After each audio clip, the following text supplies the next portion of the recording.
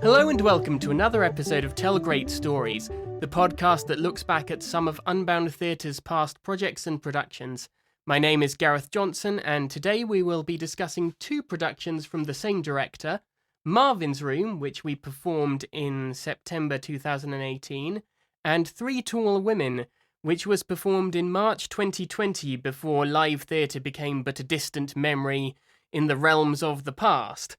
So, with me to discuss these two shows are Shaun Nolan. Why don't you introduce yourself? Hi everybody, my name is Shaun. I've been working with Unbound now for maybe 4 years or so, and one of the first things I did with them was Marvin's Room, which was mentioned before. I directed that, and then a few years later did Three Tall Women, the final show before the pandemic.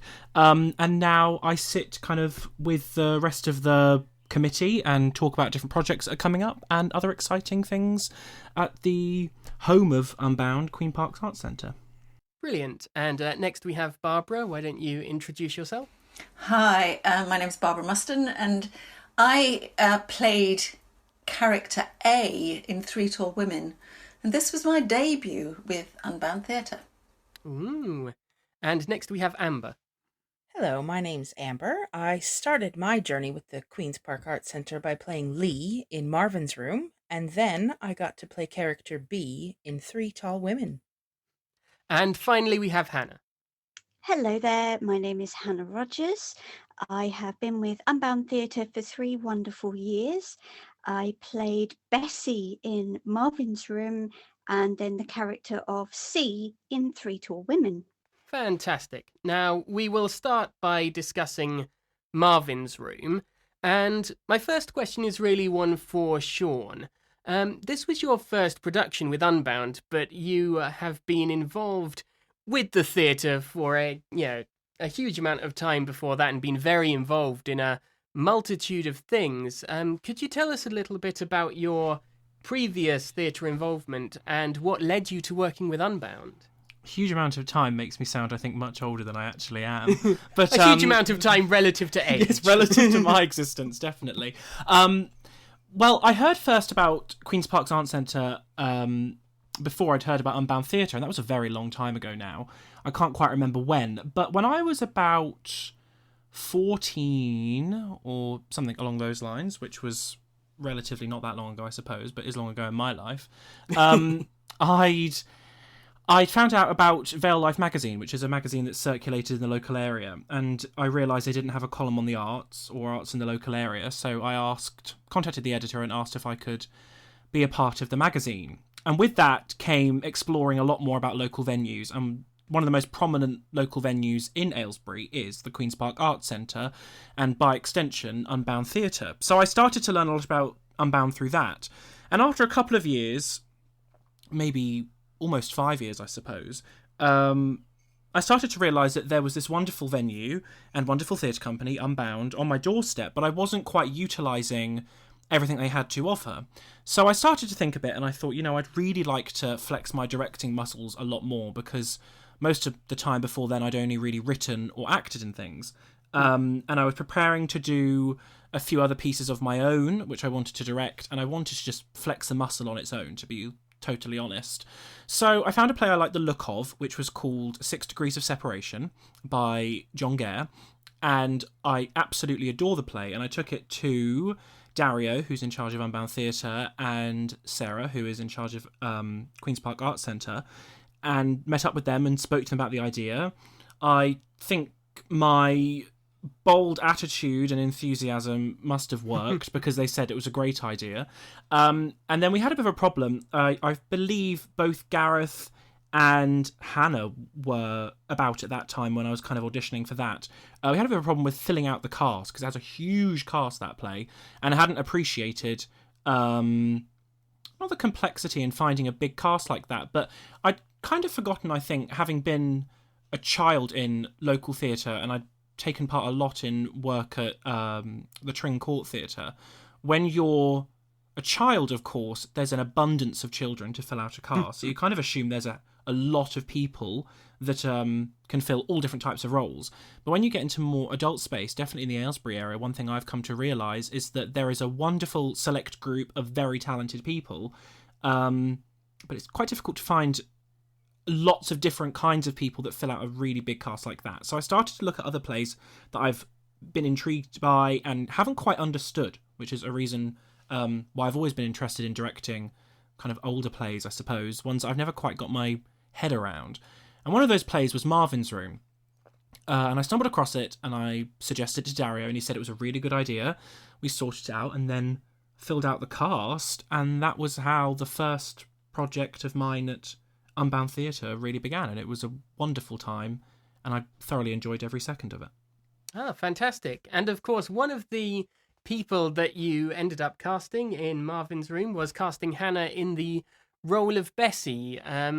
So Hannah, for anyone who's not seen Marvin's Room before, could you give us a brief description of sort of what it's about, what Bessie's role is within the play, and then what appealed to you about the role of Bessie? Yes, so the main story focuses on my character Bessie and her family, which consists of Marvin, her father, who is confined to a bed. He's very, very poorly, so she lives her life looking after him. And her sister Lee, played by the lovely Amber. And unfortunately, in between her sister arriving and looking after her father, Bessie gets diagnosed with leukemia. And so I think the main premise is how the family come together, how they cope. It's a typical family. Everyone's got their own baggage, everyone's trying to deal with their emotions. But I think the main theme is about love. It's to do with love and family and their acceptance. And I think she was a wonderful character to play. One of those ones that as an actor, you could really sink your teeth into. Lots of emotion. I loved her bravery amongst everything else, because even though she's diagnosed with this disease, she still loves her family, she still cares for her father. She gets to meet her nephews for the first time, and she still carries on. She doesn't let anything stop her. That's what I love most about her, was her bravery and her sense of humour. And Amber, as well as this being Shaun's first production with Unbound, this was also your introduction to Unbound. So again, how did you sort of find out about the project, come to get involved with the project? And then tell us a little bit about the character that you played in that. Yes, certainly. So the way that I found out about this particular project and what brought me to Unbound was actually that one of the other actors in the play, Philippa, who couldn't be with us here tonight, messaged me out of the blue one day to say, "We're doing this play. We thought of you. Would you perhaps like to be in it?" And so I then popped down to the theater, had a talk with Shaun, got the script, and just like that, I was cast as Lee in the play. And it was quite exciting to just have that sprung upon me like that. So my character, Lee, was Bessie's sister. She was a bit selfish. Her personality was more about her life. She'd sort of left her family behind. She had the ill father and the sister who was taking care of her, but she went away to live her own life. But she came back because her sister was ill and needed to potentially have her donate some bone marrow, and so she did come back. And so the thing I liked most about her as a character was her growth throughout the show. You know, you sort of saw her at the beginning being very selfish and only caring about herself and her looks and her career and her schooling, and not even worrying all that much about her son, who was very troubled. But throughout the play, she sort of realized the importance of family and grew to care for them, and realized that she should help take care of people as well as her sister did. And sort of a general question to everyone: do you have any sort of favourite scenes from the play or favourite memories from the production? There are quite a few things in my head that stick out as prominent. I don't know if they're particularly personal memories. I don't know too much about a favourite scene. There are quite a few scenes that stick in my head a lot. I loved any of the bits that had Hannah, Amber and Philippa interacting. I thought were wonderfully funny. I remember the Disneyland scene, which is... there are 2 acts in that play, if I remember rightly, and I believe it's the top of the second act. Yeah. And looking at the script and seeing this whole scene is set in Disneyland, it's one of those sorts when you're doing a show, especially on a budget in a local theatre, thinking, how on earth are we going to be able to do that in a way that is, does works or comes across properly? And it was one of those times where I realised you can kind of do anything if you're all convinced enough that it will work and you put your heads together. The summer we did Marvin's Room Over, it was performed in September, but we started rehearsing in the start of the summer. It was the same summer I took my own play to Edinburgh. So it was a time when I was quite stressed out about a lot of different things. And that was a wonderful experience when I went to go and do that. But I remember coming back and feeling like, obviously being one very, very, very, very, very tiny cog in a huge machine is definitely one way to test your ego, for want of a better phrase. But coming back to do Marvin's Room and it being a community effort and everyone coming together and just having fun and coming out with a great product in the end. The show was brilliant. Everyone was fantastic in it. We were all so happy with it. Was a really important moment for me at that point in my life to remind myself that at the end of the day is the only bit that matters about theatre to me in reality. It's the coming together, loving, enjoying it, and all feeling passionate about it. I'd never really been a part of a production of any kind where everybody was so excited to be a part of it. Everyone turned up constantly feeling enthusiastic about it, and I think that's one of the most exciting parts about companies like Unbound is it's a group of people who are only doing this because they absolutely love it. And I think no matter what show from Unbound you're in or watching or whatever you're doing around the company, that energy always radiates out of it. And for me, that was the most striking thing about Marvin's Room and was why I think even before the first performance happened, I turned around to Dario and said, okay, when can you put me in the calendar then for our next show? Yeah. And then I know I did the same thing again before Three Tall Women, and then, the world ended. So we'll see how that goes. But that's the thing that keeps me coming back, and Marvin's Room was the show that taught me that for sure. Yeah. And Amber and Hannah, have you got any particular memories or favourite bits of the play? I think I have to agree with Shaun. The scene that seems to stick in my mind when you mention Marvin's Room is the Disneyland scene. I remember all of us, the whole cast were involved, and we were just in fits of giggles the entire time. It was just so much fun pretending to be in this amazing magical place on stage, even though that we had, as Shaun said, limited resources. But again, that's the magic of Unbound Theatre, is that it can transport you somewhere else. And I loved doing that. And then there was an emotional scene right after all of this joy and happiness, which I got to play with Amber. And I remember just every night hugging Amber after this great emotional roller coaster.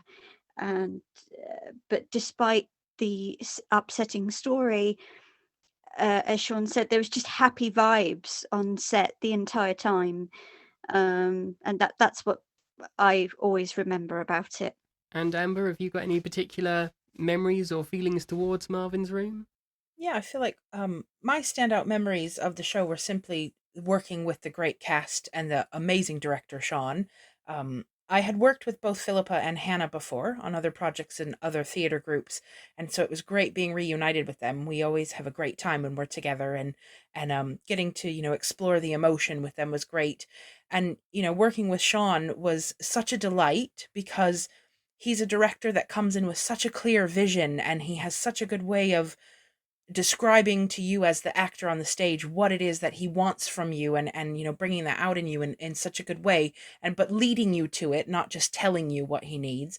And so that was really wonderful, and also just being really made to feel so welcome by everybody at the Queen's Park Arts Centre, the people in the cast, but as well as that, all the people that volunteer and work there.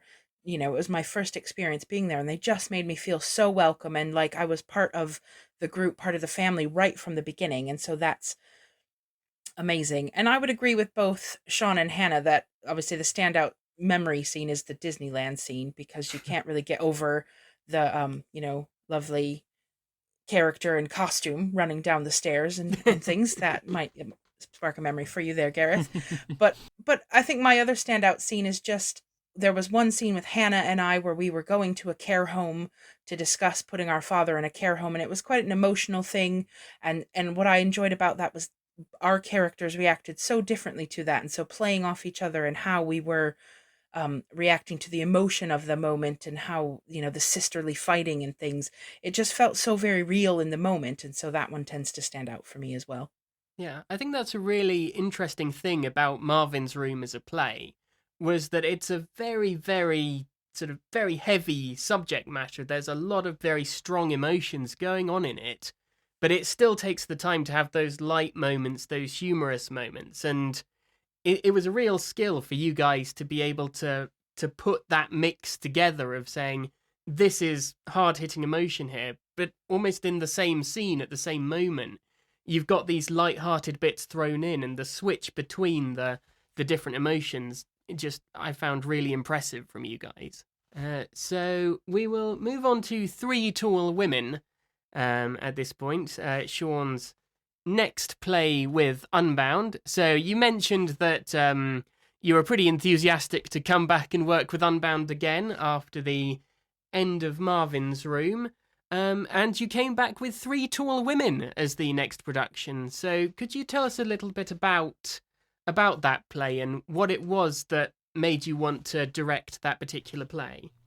Well, doing Three Tall Women kind of seemed inevitable to me for three major different reasons. First of all, I just loved being with Hannah and Amber when we did Marvin's Room. We all had a great laugh and it was so much fun. So I knew whatever I did, I certainly needed to find something that both of those two would fit into. I'm not even told them at the time, but I knew I needed to do that. The next thing I knew I needed to do was to find a play that, after the struggle I'd had with 6 Degrees of Separation, how I think there were maybe like 19 parts in that play and we only managed to find about 11 people that could fit those roles, I thought, right, I don't want to go through that process again. I'm going to find something that I have a lot of people auditioning for very few roles, which I definitely got with Three Tall Women. And finally, Edward Albee is one of my favourite playwrights of all time. He wrote my favourite play, Who's Afraid of Virginia Woolf, and Three Tall Women, I discovered Edward Albee when I was an early teen, which is obviously a time when looking at plays by a man like him, you cannot really fathom what's going on, and every time you revisit as time goes on, you start to understand it a little bit better, but I definitely did not understand a word of Three Tall Women when I was younger.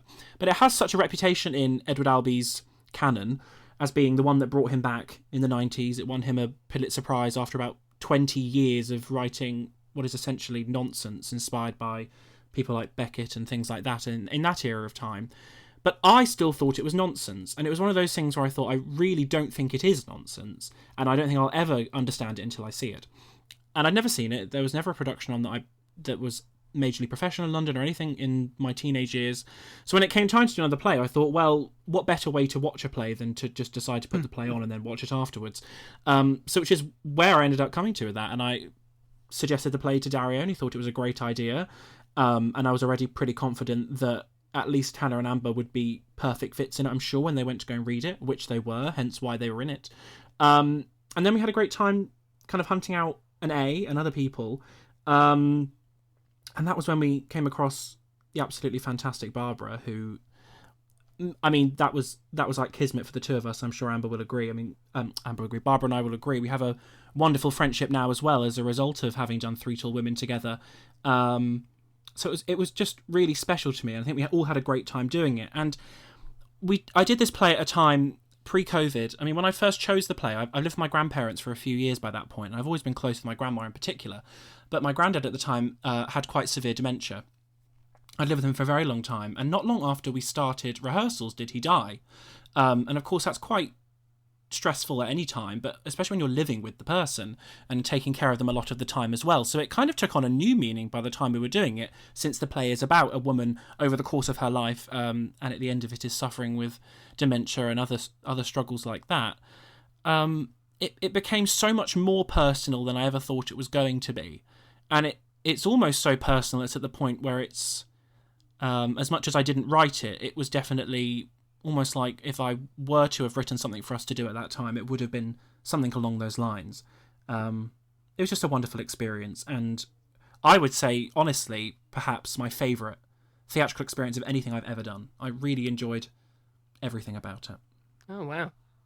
And of course, Three Tall Women was, Barbara, your first production with Unbound. So how did you, again, sort of find out about Three Tall Women and come to get involved in that?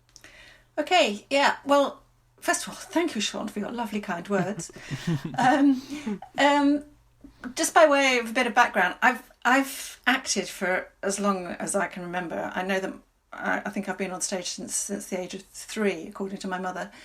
And I trained professionally in the early 90s and then worked professionally for about 10 years. But when it came to 2019, for various reasons, I hadn't actually been on stage for about 15 years. And I'd had a very busy job chairing a large local charity. But I was on the point of retiring from that. And I thought, now is the time maybe for me to get back to the theatre. And I'd heard about Unbound.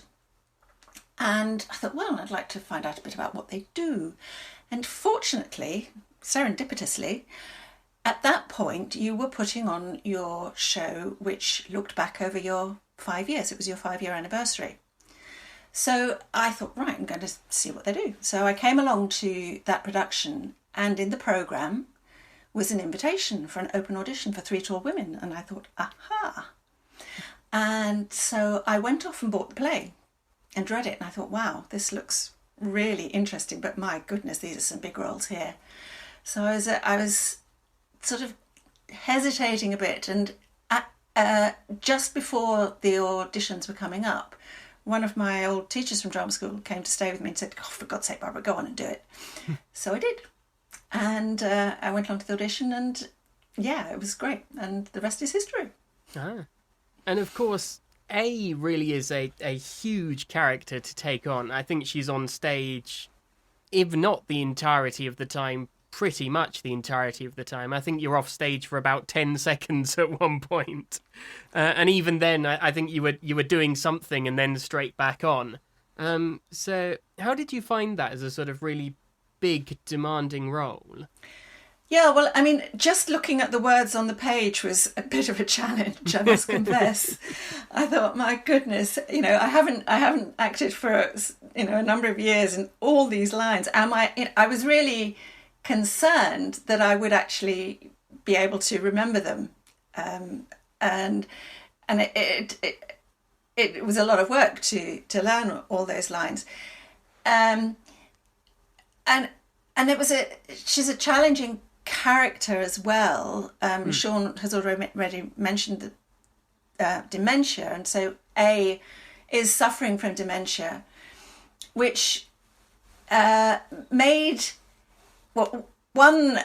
just embodying someone with dementia was quite a challenge, and it was a challenge not just mentally but physically. We had to, because she had some physical disabilities as well, so I had to find my way into that. But the fact that she had dementia makes the script very complicated, because she's like someone with dementia, constantly repeating herself and telling stories and going back over stories. So it was eminently easy to get lost in the script, and that was a real challenge. But what was most rewarding was, I hope, actually managing to do that and create this embodiment of this amazingly complex, apparently arrogant, but also very vulnerable woman, and to tell her story. And the most moving point, I think, for me about it was where she comes to in the end. And where she's talking about how the happiest moment of all is the end of it, when life stops. And as for being on stage all the time, well, just had to get on with it. As you say, I was off. I think I would go off to go to the loo a couple of times, and that was about it. But yeah, it's a question of a lot of focus. What I wasn't moving around very much. It was a pretty stationary role as well, so a lot of concentration, a lot of focus. That was a challenge. Interesting. And this was a play that required American accents in it. And Hannah and Barbara, how did you sort of go about preparing to do that in a accent where you're never off stage really, or barely off stage, and you've got to really maintain and sustain that accent? I don't think the fact that one is on stage all the time really has much to do with it. I think for me,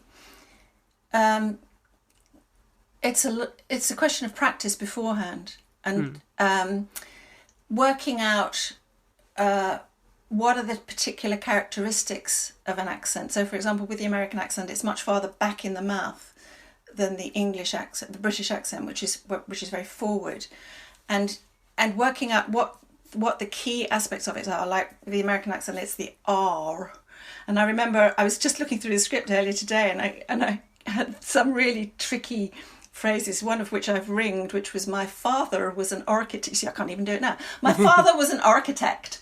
And I remember going over that with Amber. It was very useful to have Amber on the cast to check things out with, since she's a native American, so to speak. And but yeah, so the key for me is finding where the accent is placed and finding what the key elements of it are. And of course, there's all sorts of help on YouTube these days if you're trying to learn a particular accent, which is useful. And Hannah, did you have any particular tips or preparation for getting into that accent?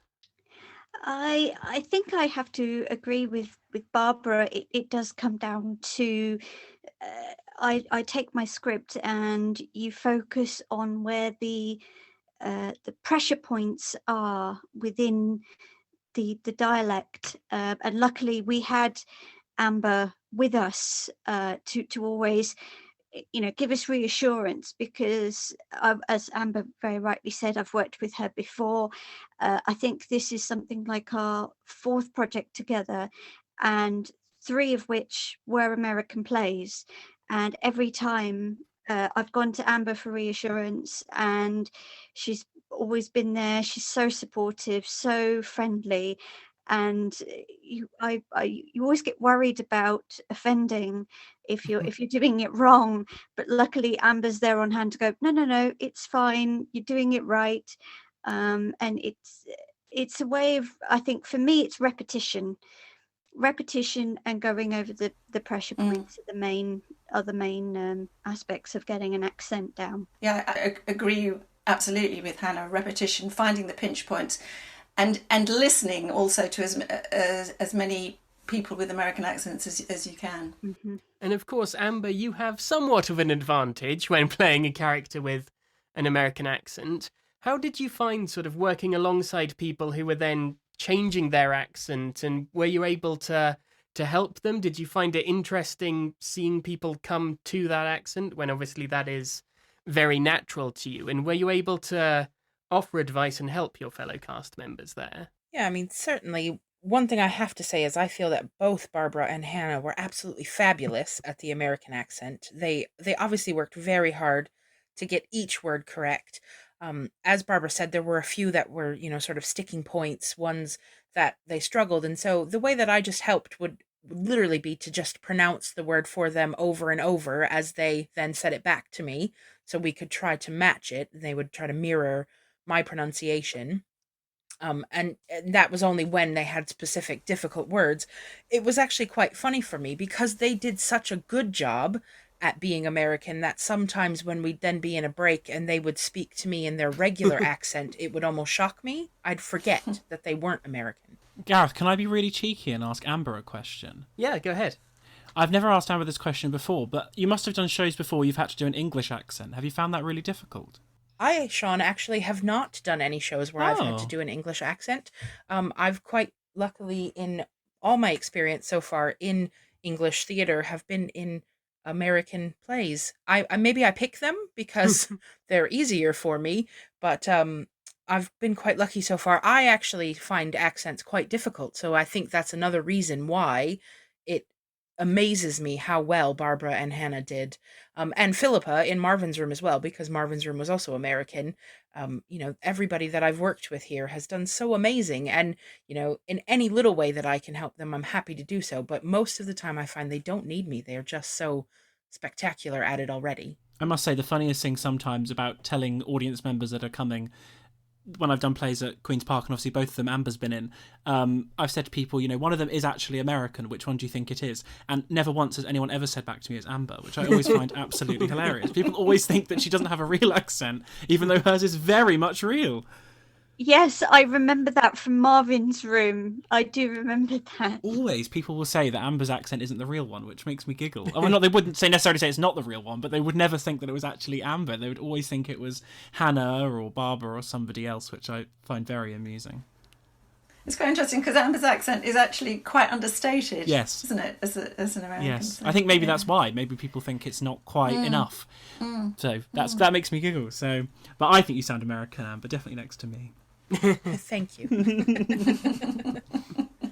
So, of course, Three Tall Women was quite a dialogue-heavy play. It all happens in the same room, effectively in the same scene. Obviously, there's quite a stark change between Act 1 and Act 2, but it all happens in the one room, the one scene, the one set. How did you find, doing a play that is very dialogue heavy, and how did you maintain the energy across that with a small cast and just the one scene, just the one setting? I'd say that the biggest thing that kept cropping up for us when rehearsing, I'm sure the ladies would agree with me here, is that there'd be many occasions as we started to learn it and got better at it, and we were off book, where because of the way that Albie writes, things feel like they're repeating spiritually, not necessarily the same lines, but a moment will feel similar to a moment that came 20 minutes before. And I remember many occasions where we'd run a whole act and we'd be like, why was that 35 minutes shorter than it should have been? And we'd be like, oh, it's because we completely jumped a huge chunk. And that is very difficult because, of course, by the very nature of having 2-hour-long scenes to make up a play, the conversation doesn't go too far, especially when they're all just sat in the seats talking to one another. So remembering the order in which things come is very difficult. And I'm sure the ladies will agree, as actors, that's incredibly difficult. Of course, I thankfully didn't have to memorise it. But I know from having done things before, you end up having to just remember almost not even the plot points, because it's not really a plot point, but the conversational topics, and try and remember the order they come through. That was difficult from, I'm sure, a memory perspective. Maintaining energy, though, was the hardest part, I think, of the play, because everyone had so much energy to go with, but it was orchestrating the energy in a way that felt exciting when there wasn't really anything else to be visually exciting. For example, as Barbara said earlier, everyone was pretty much static the entire time. Very rarely was there much movement. That's just in the nature of the play. So my thought process was, well, we have to create excitement and forward momentum through energy, pace, tempo, spirit. And I really appreciate actually what Amber said about me when we were talking about Marvin's Room earlier, about how I lead people to the point, even though I very clearly know what I want in many respects. And I think that's something that being with Unbound has really helped me with, because I always was actor first kind of thing, director second. So I could read it and be like, well, I know exactly how I would say that. But that doesn't necessarily mean that's the right way to do it for the production, even if I am directing it. And I like to think that by the time we got to Three Tall Women, I was orchestrating more than directing and pointing, especially when it's a play like this that carries so much dialogue and is entirely reliant upon the actors. There's no scene changes to break it up or different actors coming in. It's just these three women sat there talking. It's I suppose, my job to encourage where we're going and how we're going to get there, but it's not my job to micromanage it. And I think that's an easy thing to do if you were directing this play. You could very easily decide exactly how everything needs to be said and micromanage it like that. I hope I took my foot off the pedal a little bit and allowed the ladies to go where they wanted to with it, and just made some pointers to go from one bit or the other when it came to a certain story or a certain bit of dialogue or something like that. But yeah, I would say I'd say maintaining the energy. I mean, this is a great question, because that was really the most difficult thing to toy around with when it came to the play, for sure. I completely agree. Can I add something about Shaun? Because Amber's talked about Shaun's abilities before, but what I'd like to say is, for someone so young, what totally impressed me was what a mature and wise head he has on his shoulders, and his ability to see what was needed. As Shaun has just said, most of the time he had his foot off the pedal and just let us get on with it. But there were moments when we really needed to be got together, and when that happened, he did it and told us, led us, as Amber said, to where we needed to be. And I was extremely impressed with what he did. Thank you, Barbara. That's very nice of you. I completely agree with that. I think one of the easy things to do is, particularly with a play like this, is you read the script, and normally if a character is meant to be moving, you move, but the question is, why are they moving? And this was what we were, all of us as a whole group, and this is where Shaun, wonderfully came in and said, right, I don't want you moving just for the sake of moving around. What is the purpose? If you're going to move, where are you moving to? Why? If it came to a very long speech, and particularly Barbara, with all your lines to learn, particularly in the first act, that were repetitive, it's getting to the emotion behind those. And again, this is where Shaun has a lovely guiding hand in that. He gave us confidence to say the words the way we needed to say them. He would bring out the emotion in us and bring the script to life, as it were. You saying that, Hannah, that is so something that I feel quite strongly about, is no one does anything without good reason to do it, really. Very rarely. And one of the things that annoys me most when watching anything, really, be it a play or be it a film or anything, is unnecessary movement. I mean, a lot of the time it happens with plays like these, and you'll see someone get up and walk around for the sake of the director thinking, well, it looks boring. And I think, well, no one does that. Never do I really get up if I'm talking to someone directly and start walking in circles for a moment so I look visually interesting to the other person.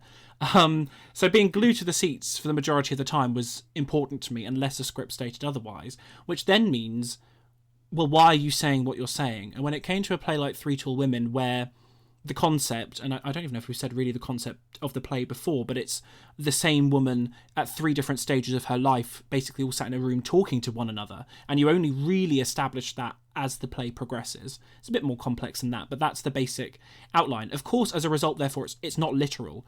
And a lot of the time they're saying things that aren't quite literal conversation. And it did take a lot of times of me reading back over it and back and forth. And even there were times when we'd been rehearsing it for months and we realised it maybe meant something different than what we'd initially thought it had meant. And it was really just playing around with motivations. And that was what kept it exciting. I mean, each of the actresses in this had a very long, at least one incredibly long monologue at one point throughout the play. I remember most prominently Hannah having just spoken, her having to address the audience and give a monologue that lasted, I think, maybe 3 pages of the script. Of course, this is like the first time that's happened in the play, someone directly addressing the audience, and it's 3 pages long, and she goes through about 14 different emotions. And it takes a long time when you're looking at the book, for example, which, of course, everybody did for a very long time with this play because there's so many words. It takes a long time to be able to even get to the point where you can explore those properly and really engage.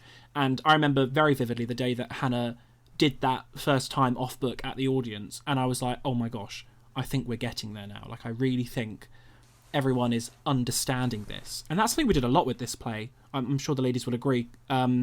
We sat and talked a lot. I mean, there were a lot of rehearsals where we'd sit and talk for the vast majority about our thoughts on this, our life experiences, how we interpret different parts.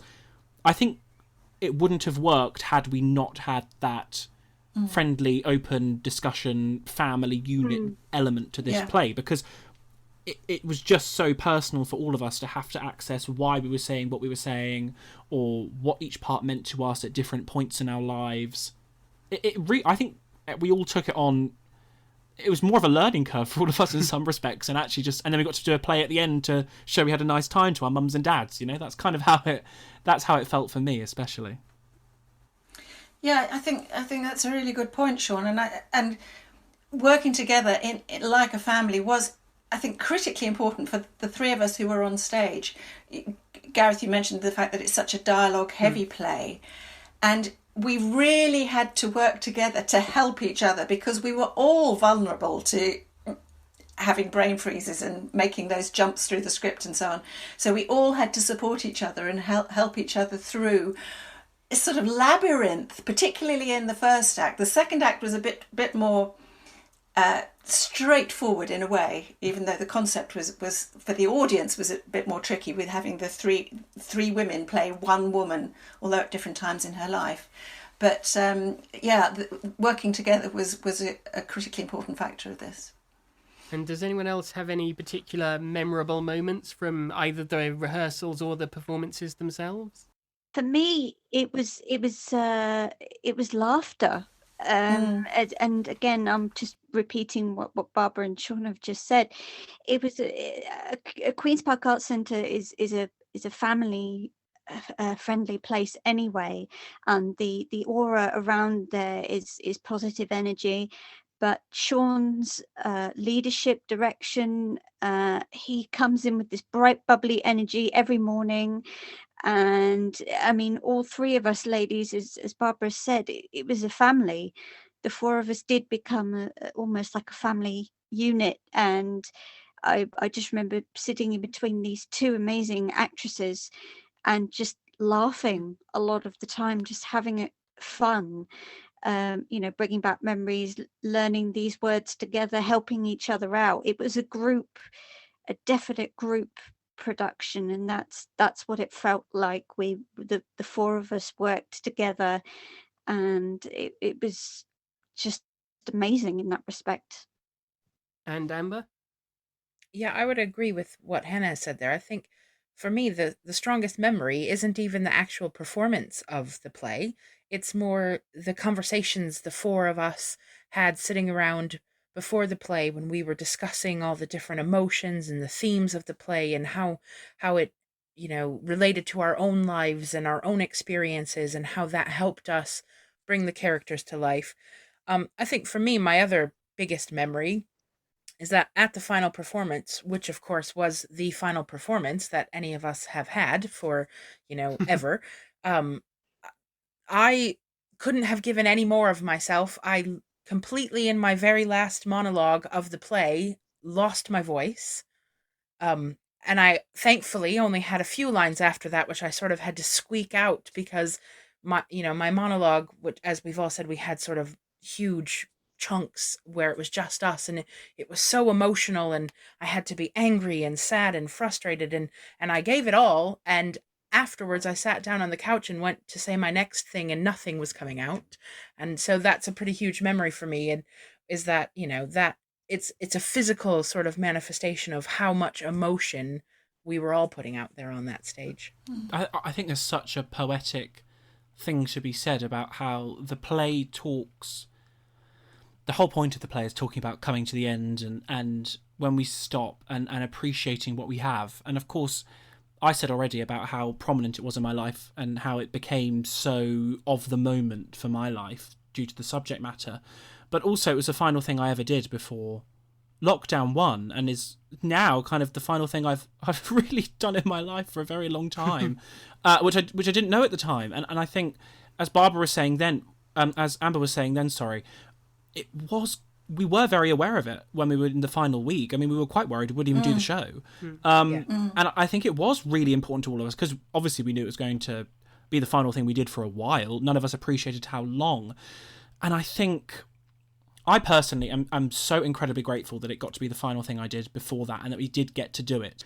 And it still is and was, especially then in lockdown 1, I felt so grateful that it got to be the final touchstone I had, and I could always recall back to it, and I still can now.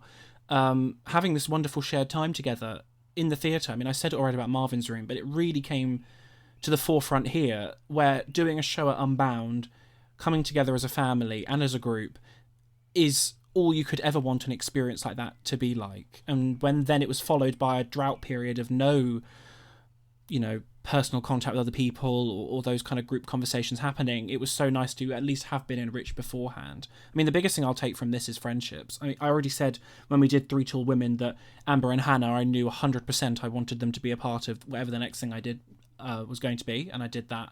And then, as I already said as well, I mean, Barbara and I made a wonderful friendship when we did this play, and we've kept that friendship going ever since. And in all honesty, on a very personal note, it's a friendship that, I don't know about Barbara, but for me, has completely kept me sane and kept my head above the water throughout the past 18 months, really. I mean, we come back together quite frequently. Only a few weeks ago to come out together, and we will do in a few more weeks in person for chats. And I don't know, it's so lovely to have made friends and some very special friends from Unbound at a very difficult time. And I feel really proud that our show was the final one before everything changed.